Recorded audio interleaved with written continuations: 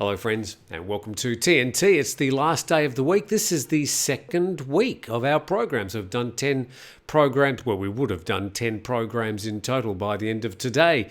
Now, just three things I wanted to start with. Firstly, I was watching a product release of a new Samsung phone. It's one of these folding phones, and they had a 3.5-minute advertisement featuring a song from South Korean group BTS. That song has been going round and round my head as a completely infiltrating earworm over the past 24 hours, and I was kept up half the night with this song going through my head, and nothing I could do would get rid of it. How do you get rid of earworms? These songs that just keep on going around in your head. I'm sure you've had it. Well, this one has been probably the worst earworm I've ever suffered from. So I'd be interested to hear in what you do when you get these earworms and you are trying to get rid of them and get to sleep. So that's one thing. Also got a note from Scoot yesterday, and this was something I was wondering about, whether we still have to wear face masks on international flights. And, well, yeah, keep your face mask on throughout your flight unless you're eating or drinking. Children under the age of 6 are exempted. I miss out by that much. And the other thing I wanted to remind you about very briefly was that tomorrow morning we're doing our very first TNT Live. So that's going to be at 9 a.m. in the morning on Saturday morning. Now, I'm not sure if that's going to be convenient for you. I mean, if I make it convenient for people in, say, Europe and the UK, then it's not going to be convenient for people here in Thailand. If I make it convenient for the people in the US or Australia or New Zealand, I'm not going to make everybody happy. So we'll try this time, and I'm happy for you to recommend other times that you think might be conducive to a good hour chit-chat between you and me. But for now, let's get started.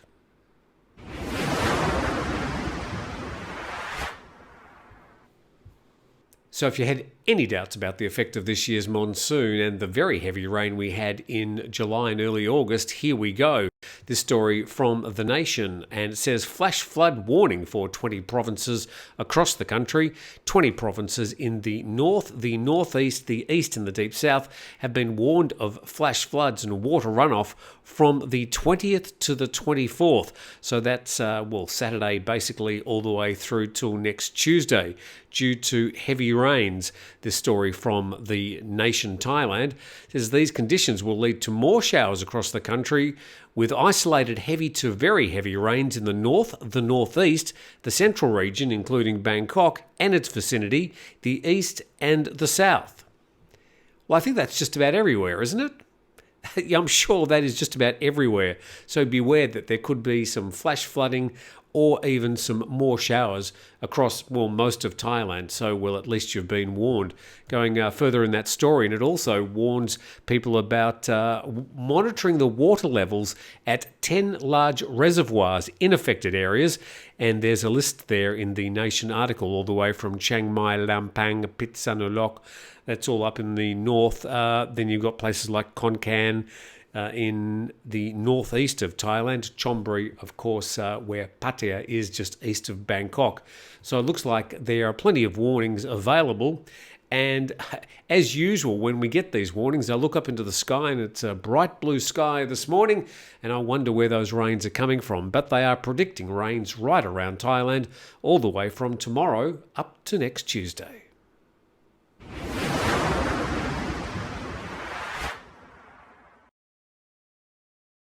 Supply chain shortages are just part of our life these days, and it's not going to get any better. In fact, I think as the COVID story slowly wanes, this supply chain story is going to be leading our news headlines for the next couple of years, because some shortages will be critical. Now, we've already had a certain level of fuel and energy shortages, and that may exacerbate as we move into the northern winter.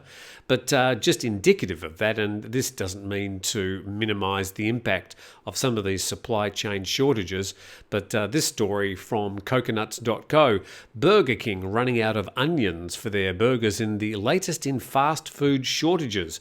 Now, apparently Burger King has already announced that they've had some shortages with some of their ingredients over the past few months. This is Burger King in the Philippines. The fast food chain has offered other alternatives their patrons can get in lieu of onions. For now, customers can replace regular onions with crispy onions, extra lettuce, or extra tomato. I'm sorry, that just doesn't do it. If I want onions, I want onions. Burger King's woes are likely due to overall shortages of white onions in the country, an issue acknowledged by the Department of Agriculture. Also noticed that when I came to Thailand and I saw Burger King, I had no idea what it was. I said, it looks familiar, because in Australia that same chain is called Hungry Jack's. Now, apparently it was some copyright problem in the early days when they were trying to establish a Burger King in Australia. But yeah, Burger King is not known in Australia as that. It's the same company, same burgers, same Whoppers. It's just called Hungry Jack's for whatever reason. But I think that story indicative of what we're going to see with supply chain shortages, not only around this region, but around the world. We move to the Bangkok Post, and this is an important story as it tries to explain what's happening in the way of the new cannabis laws that are being described and worked out in the lower house of the Thai parliament at the moment. And thank you very much to a person yesterday who sent a message saying, it's only you that's confused about these laws. If you want any more description, just ask me. Well, you don't know either, sir, because the Thai Parliament is still discussing it. But we'll now go into some of the main key points reported in the Bangkok Post about some of the laws being made. The story says people will be allowed to grow no more than 15 plants for household use while selling and advertising online, and in vending machines will be prohibited, according to this bill. Now, it's gone through its first reading in the Thai Parliament and will be heading into its second reading, but these are some of the points outlined in the bill that we're bringing to you this morning. Now, Section 18 of the bill stipulates that those who want to grow cannabis plants for household use will be allowed to grow no more than 15 plants per household. People would also be allowed to grow no more than 5 rai of hemp plants per household for household use. Seems to be, 5 rai, that's quite a lot of land, so no particular prohibitions on that one. Going to the next part, as for businesses and commercial purposes, Section 15 stipulates that those who grow, process and extract the plants for sale must seek permission from authorities. By the way, this story is on the Bangkok Post, and it basically outlines some of the main points that you can read in greater detail. And it also says those who want to grow cannabis for commercial purposes must be Thai nationals aged at least 20, while legal entities, that's like a company, that want to grow cannabis for commercial purposes must be owned and operated by Thais. It also prohibits online advertising, and the bill also bans exaggeration or false advertising of other parts of the plant used as herbs, and violators would face a jail term. Now, that goes to an exhibition I visited probably 5 or 6 weeks ago, which was at the M. Courtier building in Bangkok, and there was a whole exhibition there exhorting the wonders of these plants and the extracts, even claiming things like it would grow hair and cure cancer. Now, as far as I know, the plant has not been responsible for doing either of those things. As far as helping people, for example, with cancer, with pain relief, yes, there are obviously some studies that show some people do get an advantage. But to make wild claims or exaggerations, I think is something that we're glad to see the bill will be clamping down on. Now, just a few more points before we finish on this one. Section 37(1) also bans the sale of cannabis and hemp, their extracts and food, with cannabis and hemp as ingredients online and in vending machines. Under the bill, the sale of cannabis would be prohibited in temples, religious premises, schools and educational institutes. You'd certainly hope so. The bill also declares certain premises off limits to cannabis smoking, including temples, public parks and restaurants. You can read all the rest of that story at the Bangkok Post. It goes into quite a lot of detail.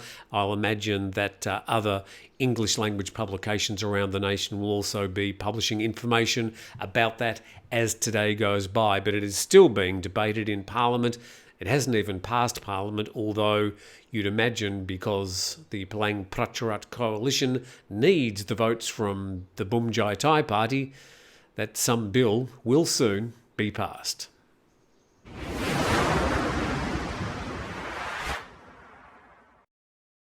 You're on TNT. We're heading overseas now, and this story, well, not quite overseas, but speaking about the former Sri Lankan president who has been staying in both Singapore and Thailand, is now going to be leaving and heading back to Sri Lanka, apparently next week. The article now quoting a Thai government spokesperson saying that Thailand and Sri Lanka have close relations and are bound to Buddhism. It's an act of empathy during a political and economic crisis that directly affects the lives of Sri Lankans. Thailand making some substantial donations to help Sri Lanka during this time of crisis. That story in the Bangkok Post. Moving on to our next story, and PM Prayut suggests studying Buddhism to cope with rising electricity bills in Thailand. That story there in the Tiger. And if we go any further, we see that the Prime Minister has walked out of a media conference, and he's been asked, obviously, by the Thai media. And by the way, those Thai media can be, they can really get under your skin. And I think the Prime Minister's fired off on this one. And he says, go and study the Dharma. Study the Four Noble Truths and ask yourself, what is suffering? How can it be solved? Then look at the methods to end suffering, suggested PM Prayut. Now, this is in the wake of the proposed rise of the electricity by some 10 to 20%, and that's going to take effect from September. So expect rising power bills. And this article also quotes the abbot of the Wat Suan Kau temple in Nonthaburi province, and he said, how are rising energy prices connected to the Four Noble Truths? People are suffering because they don't want electricity bills to get more expensive. Some people can afford it. Those people will not suffer. Some people will suffer. But EGAT, the electricity authority here in Thailand, has made the proposal to put up the power bills because it says the production of the power has become very expensive and they need to pass on those costs. So that's all happening in September this year. To our next story, and from Thai PBS, we see an extension of the COVID vaccines, and they've been providing this service at the Bang Su Grand Station, and it's going to be extended from the end of August to the end of September. You've been able to get free vaccinations of a variety of different vaccines, whether you're a foreigner or a Thai. For the past few months at the big Bang Su Grand Station. This is the new big railway centre that's going to take over, or is slowly taking over, from the Hua Lompong station, which has sort of been around for the last 100 years. This new place is enormous. I mean, it's really, really big and aimed at providing a proper transport hub in Bangkok into the future. But that Thai PBS story saying that they're now providing the free vaccinations until the end of September. Moving on to our next story, and this one is about the activists seeking a court ruling, a constitutional court ruling, about the Prime Minister's term in office being rejected. And the headline of this story, or the first paragraph, saying that Thailand's ombudsman has rejected a petition filed by politician activists demanding that the Ombudsman seek a ruling from the Constitutional Court over the PM Prayut Chan-o-cha's 8-year term in office on the grounds that it has no authority to do so. So all Prime Minister Prayut's friends are lining up to make sure that this particular piece of request doesn't get through. People demanding that the Prime Minister should end his 8-year term next week, saying that his 8-year term started when he named himself Prime Minister. But there was a constitution passed in 2017, and some people say that that is when he became Prime Minister, and that they can't apply that constitution's rules retroactively back to 2014. So it looks like All the Friends of Prayut are lining up and making sure that he will remain Prime Minister until the end of his term. To this article now from Phuket-go.com, and Thailand surpasses 4 million international arrivals so far in 2022.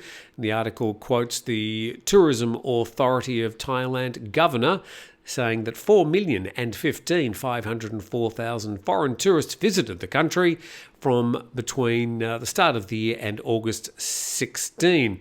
Well, I think the article also points out the writer saying that they're not just all tourists, these are just general arrivals, and 10-20% of these people are returning Thais, and there's also a number of people who are just coming for business or for family or other reasons. But of course the TAT doing their best to bolster up the numbers. The first half of August counted an average of 42,000 international arrivals per day. That's certainly a big rise. Let's do some maths on that. If you're getting that number of arrivals per day, so 42,000 arrivals per day times 365 days, so that would give you 15 million.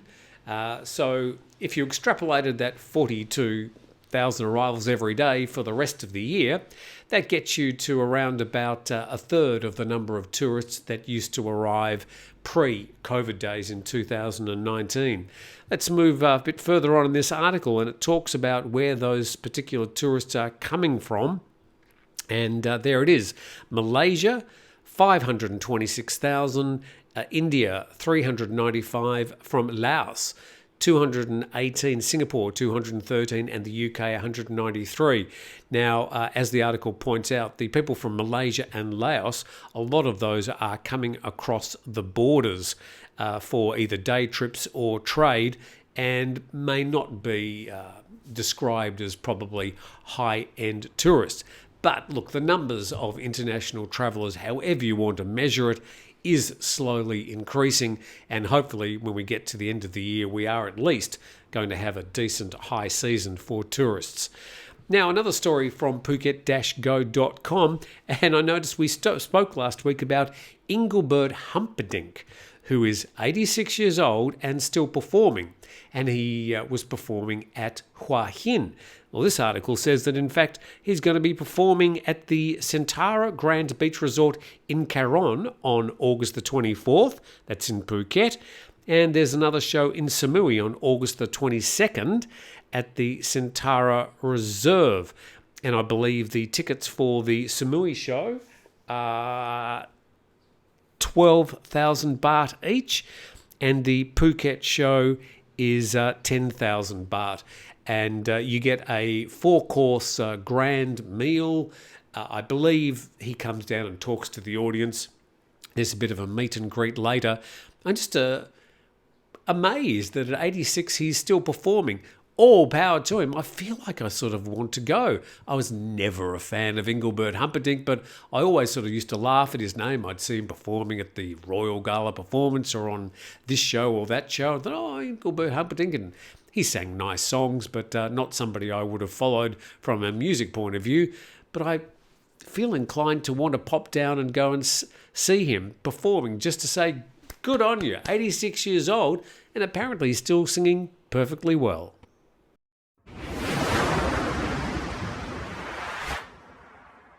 That brings us to the end of our program today, the end of our second week. Thank you so much for supporting the channel and dropping in. Now, I will be in Bangkok all next week. Not exactly sure where I'll be doing the program. Might be doing it from my condo, might be trying to find a nice little cafe. Because I do it so early in the morning, I can't sort of go and knock on people's door at 7 a.m. and say, hey, open up, I want to come in and do my program. But one way or the other, we will be doing the program from Bangkok all next week. Hope you have a fantastic weekend. If you're around at 9 a.m. tomorrow, Thai time on Saturday, please drop in and have a cuppa and a chat with me. But from me, for now, have a fantastic weekend. We'll see you next week.